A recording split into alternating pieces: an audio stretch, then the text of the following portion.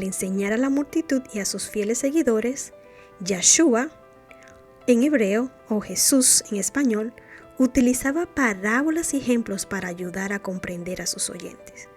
Disfrutaba contando historias que tomarían un ejemplo actual y harían una aplicación espiritual. Una herramienta que Jesús usó para comunicarse de manera efectiva fue hacer preguntas. Jesús quería que aquellos que escucharan su mensaje pensaran y consideraran la verdad de sus respuestas. Jesús usó preguntas para guiar, desarrollar y mover a otros. Lo encontramos haciendo esto consistentemente con sus discípulos.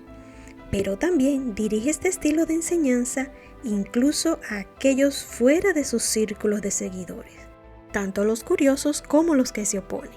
Además de ser preguntas de liderazgo, las preguntas de Jesús a menudo se hicieron con la intención de promover el crecimiento espiritual y el aumento de la fe. Es necesario que nos pongamos no como espectadores, sino como participantes en las enseñanzas e interactuar con Jesús en la narración bíblica. Por eso en este video vamos a explorar 5 de las preguntas que Jesús hizo que podemos responder personalmente. Analizaremos cada pregunta y proporcionaremos información sobre los antecedentes y el contexto. ¿Me amas? Verdaderamente esta es la más hermosa de las preguntas que hizo Jesús. Esta es la pregunta que todo creyente debe responder. Cuando hubieron comido, Jesús dijo a Simón Pedro: Simón, hijo de Jonás, ¿me amas más que estos? Le respondió: Sí, Señor, tú sabes que te amo. Él le dijo: Apacienta mis corderos. Volvió a decirle la segunda vez: Simón, hijo de Jonás, ¿me amas? Pedro le respondió: Sí, Señor, tú sabes que te amo. Le dijo: Pastorea mis ovejas. Le dijo la tercera vez: Simón, hijo de Jonás, ¿me amas? Pedro se entristeció de que le dijese la tercera vez: ¿Me amas? Y le respondió: Señor, tú lo sabes todo, tú sabes que te amo. Jesús le dijo: Apacienta mis ovejas. Pedro, Juan y otros 5 discípulos están comiendo con Jesús resucitado a orillas de Galilea. Jesús acaba de realizar un milagro resultando en una gran captura de peces. Eso hizo eco de un milagro anterior en el que Jesús primero llamó a Pedro para que se convirtiera en discípulo. Solo unos días antes, Pedro se paró junto al fuego y negó incluso conocer a Jesús. Ahora Pedro está junto a otro fuego y Jesús le hará repetir su lealtad 3 veces. La pregunta de Jesús sobre si Pedro lo ama más que estos es probablemente una referencia a los otros discípulos. Jesús está preguntando: ¿realmente me amas más de lo que ellos me aman? Habla de la jactancia segura de sí mismo de Pedro poco antes de que arrestaran a Jesús. 3 veces Pedro negó a Jesús. 3 veces Jesús hará que Pedro confiese su fe. Jesús usará 2 raíces de palabras, agapeo y fileo, en sus preguntas. Pedro solo usará fileo. Si bien estas palabras pueden tener significados separados en sus propios contextos, su uso aquí es esencialmente idéntico. Jesús acepta el amor de Pedro y también acepta nuestro amor humano. Jesús murió por ti porque te amaba. Él desea tu amor en respuesta a su gran amor por ti. Creemos en Jesús y lo seguimos y buscamos al Padre en espíritu y en verdad y amamos al prójimo. Jesús acepta nuestro amor. Amar a Jesús requiere que seamos restaurados cuando hemos pecado contra Él. Pero aunque todos los discípulos huyeron atemorizados cuando arrestaron a Jesús, Pedro había fallado más que los demás al negarlo 3 veces. Cuando Jesús pregunta: ¿me amas más que a estos? Probablemente se estaba refiriendo al alarde anterior de Pedro. Pero luego, en vez de remover a Pedro como apóstol, el Señor lo restaura en su gracia y le confía el cuidado de sus ovejas. Pedro conocía dolorosamente su propia pecaminosidad y fracaso, pero también conocía el perdón y la gracia de Dios. Pedro se entristeció, pero lo ayudó a seguir adelante sin la carga de culpa y el arrepentimiento. lo ayudó a prepararse para la tarea que tenía por delante. En nuestro caso, podemos amar a Jesús con todo nuestro corazón. Puede que nos aflijamos, pero de ninguna manera lo defraudamos. Podemos arreglar las cosas con Jesús, recibir el perdón, renovar nuestro amor y seguir adelante caminando con Él. ¿A quién buscáis? Volvió, pues, a preguntarles, ¿a quién buscáis? Y ellos dijeron, a Jesús Nazareno. Respondió Jesús, os he dicho que yo soy, pues si me buscáis a mí, dejad ir a estos, para que se cumpliese aquello que había dicho, de los que me diste, no perdí ninguno. Vemos aquí a Jesús hablando con los soldados y la multitud que había llegado juntamente con Judas para arrestarle. Vemos cómo Jesús majestuosamente se adelantó y le preguntó, ¿a quién buscan? Y ellos le respondieron, a Jesús Nazareno. Jesús estaba realmente en control de toda la situación. Aún les dijo a quién debían arrestar y a quién no. Estaba la profecía de que el pastor sería quitado y las ovejas dispersadas. Y Jesús había dicho que no había perdido a ninguna. Los discípulos no serían capturados. Cuando Judas llega con hombres fuertemente armados para arrestar a Jesús, Jesús responde con una demostración abierta de su poder divino. La demostración previa de poder y la pregunta repetida probablemente también tenga la intención de ser una táctica de negociación. Jesús implicará que está dispuesto a ser arrestado, pero quiere que sus seguidores se queden solos y que se le permitan salir libres. ¿A quién buscamos? ¿A quién le tenemos prioridad en nuestra vida? ¿Elevamos a celebridades, personajes del mundo, más que nuestro Señor, Salvador y a su Padre? En situaciones desafiantes, muchas veces el temor puede hacer que neguemos nuestra fe en Jesús. Su testimonio nos sirve para confrontar nuestra negligencia espiritual y cuidar aquello que decimos. Pues muchas veces nuestras palabras o acciones niegan lo que creemos o lo que decimos creer. ¿Por qué tienes miedo? ¿Aún no tienes fe? Y les dijo, ¿por qué estáis así amedrentados? ¿Cómo no tenéis fe? Entonces temieron con gran temor, y se decían el uno al otro, ¿quién es este que aun el viento y el mar le obedecen? Durante una fuerte tormenta, los apóstoles despertaron a Jesús y le rogaron que calmara la tormenta. Y cesó el viento y hubo una gran calma. Y Jesús les dijo, ¿por qué tienen miedo? ¿No tenéis fe? Y ellos se llenaron de temor y se decían unos a otros, ¿quién es este que hasta el viento y el mar le obedecen? En nuestra vida necesitamos fe que nos ayude a enfrentar situaciones y desafíos que se nos presentan. Cuando viajamos con Jesús, tenemos que estar preparados para cualquier cosa. No siempre es un viaje tranquilo. Tenemos muchas turbulencias en el camino. A veces nos preguntamos, ¿está dormido cuando pido ayuda? ¿Qué temores y ansiedades tienes que puedes poner a los pies de Jesús? En estos versículos podemos notar que al menos 4 de los discípulos de Jesús son pescadores experimentados, por lo que cuando surge una tormenta que los aterroriza, podemos asumir con seguridad que es una tormenta terrible. A medida que el agua sube dentro del bote, también lo hace su sentido de fatalidad. Si alguna vez has estado en un bote o en una yola con lluvias, ciertamente puedes identificarte. Sienten temor de perder sus vidas. Con el corazón palpitando, están temblando, convencidos que el desastre está cerca. Mientras que su amado, hacedor de milagros, no se ve perturbado por el tumulto. Está profundamente dormido sobre un agradable y suave cojín. Se acerca y lo sacuden. Jesús, Jesús, despierta. Mira lo que está pasando. Estamos a punto de morir. ¿No te importa? Jesús se despierta y se da cuenta que sus discípulos están nerviosos.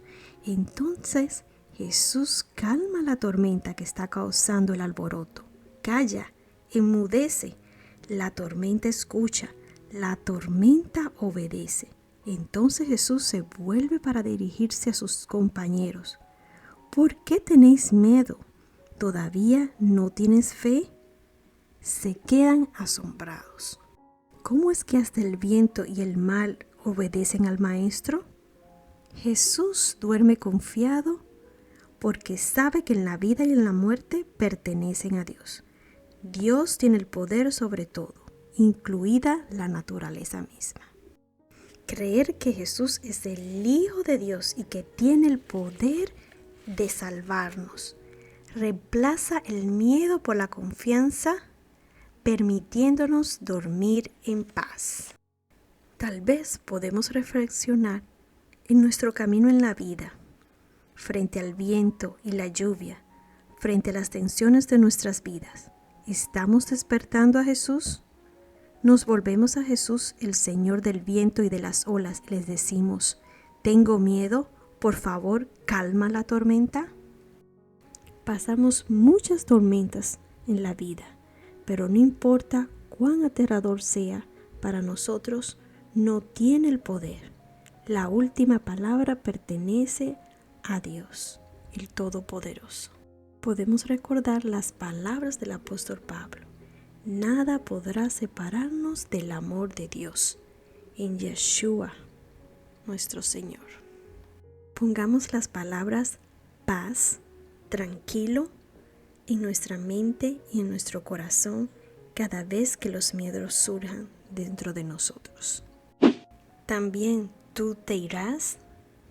Dijo entonces Jesús a los 12, ¿queréis acaso iros también vosotros?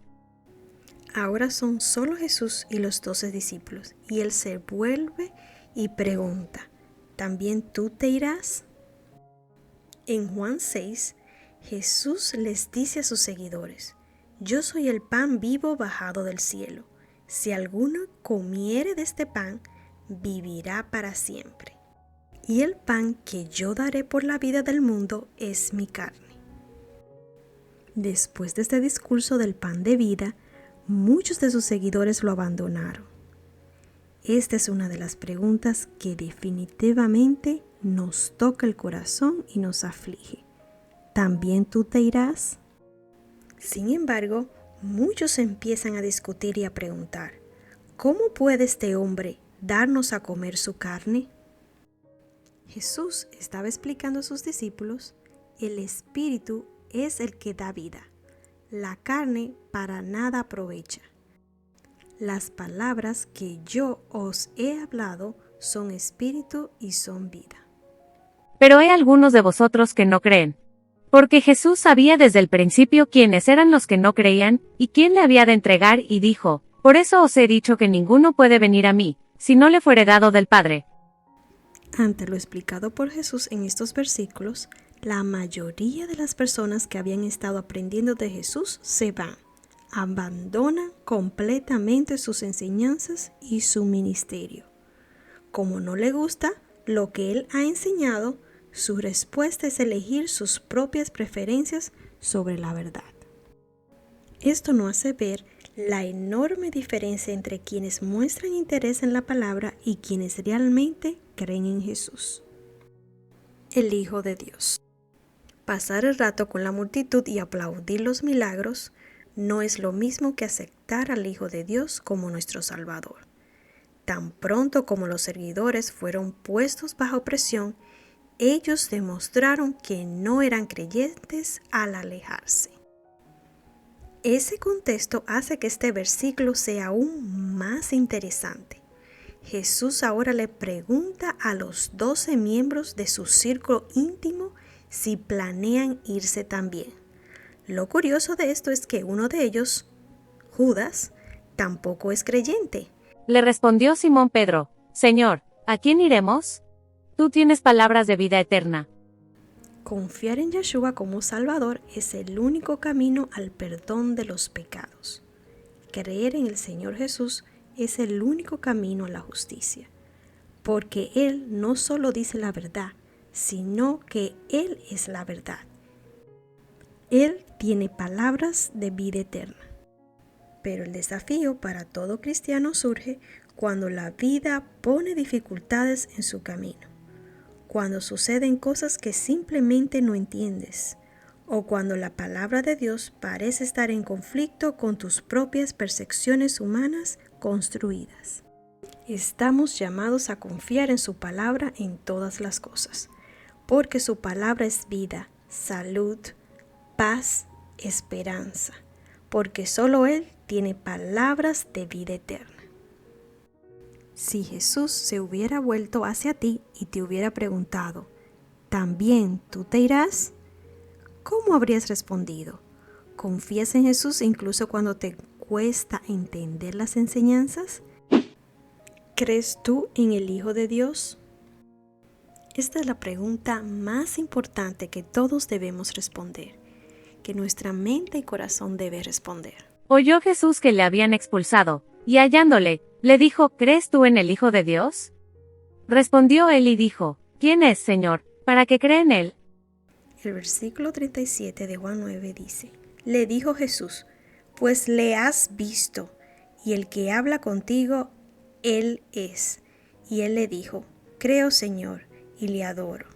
Continúa el versículo 39, dijo Jesús, para juicio he venido yo a este mundo, para que los que no vean, vean, y los que vean sean cegados.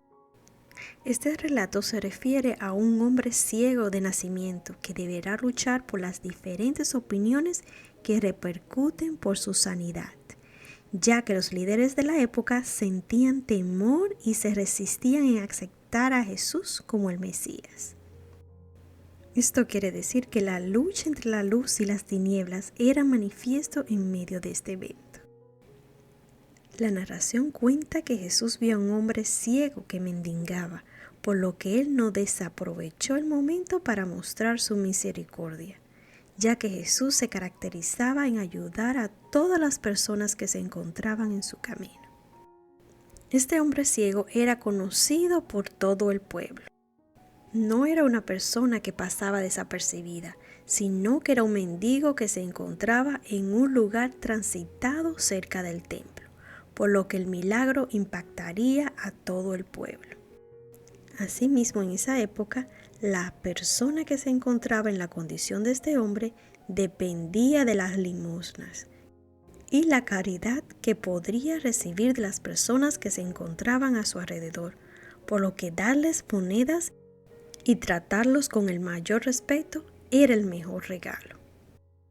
Ante la pregunta de los discípulos de Jesús de la razón de su ceguera, si era por la condición del pecado, Jesús afirma que la ceguera de este hombre permitiría que las obras de Dios se manifestase en él. Esto quiere decir que a través de este hombre sería la oportunidad perfecta para mostrar lo que Dios puede hacer a toda la humanidad. Jesús no había recibido ninguna petición para que sanara a aquel hombre, aunque por supuesto desearía ser sanado, pero la iniciativa surgió una vez más del Señor. Él tiene un plan de amor para cada uno de nosotros y actúa de acuerdo con él, usando los medios más convenientes en cada caso. Su poder y amor no tienen límites y por eso nunca dejará de sorprendernos. Si sabes el relato, seguro que recuerdas que Jesús le dio instrucciones al ciego de ir a lavarse al estanque de Siloé.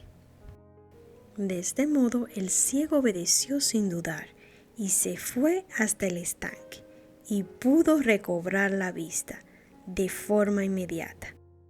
Podemos imaginar la inmensa alegría que debió sentir ese hombre al ver iluminado su camino tras tener una vida llena de oscuridad. Jesús no quería notoriedad personal, sino que vieran el poder de Dios manifestados en las cosas que jamás podrían ser posibles en manos de un hombre, que pudieran reflexionar que el poder de Dios estaba en él, como el verdadero Hijo de Dios. Pero los judíos se niegan a creerlo. Tal vez piensan que este hombre y Jesús están tramando un plan para engañar a la gente.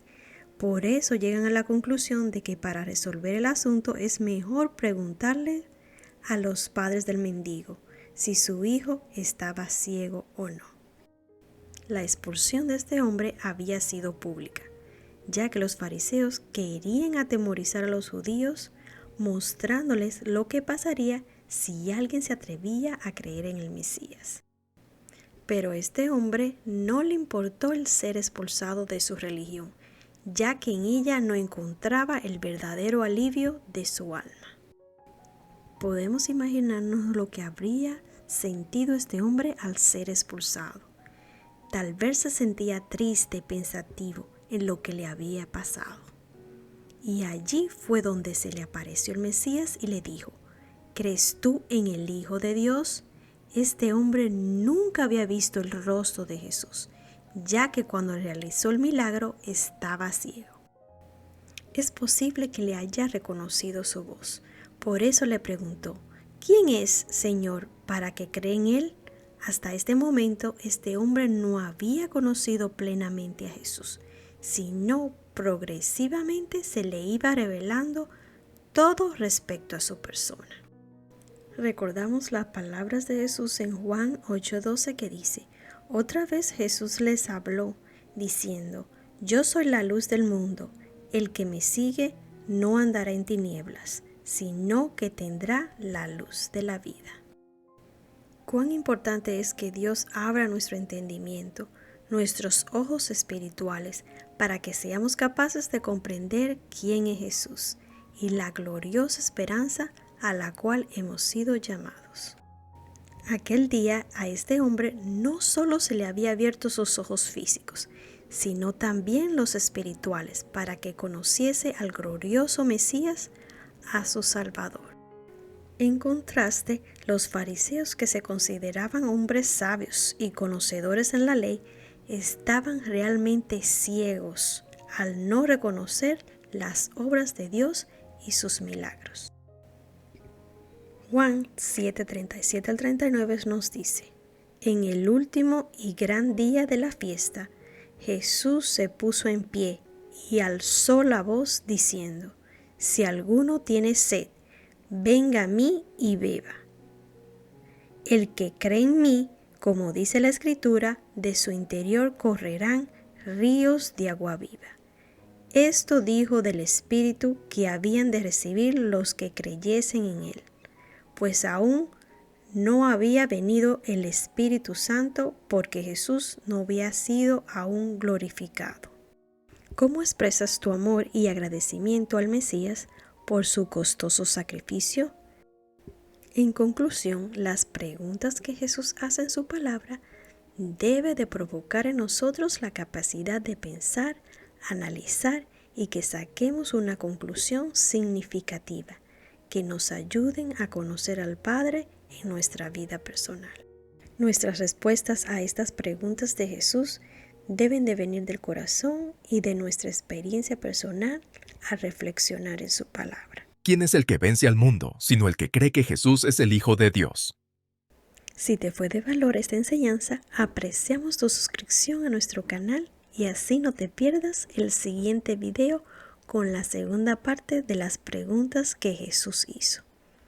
Jehová te bendiga y te guarde. Hasta la próxima. Shalom.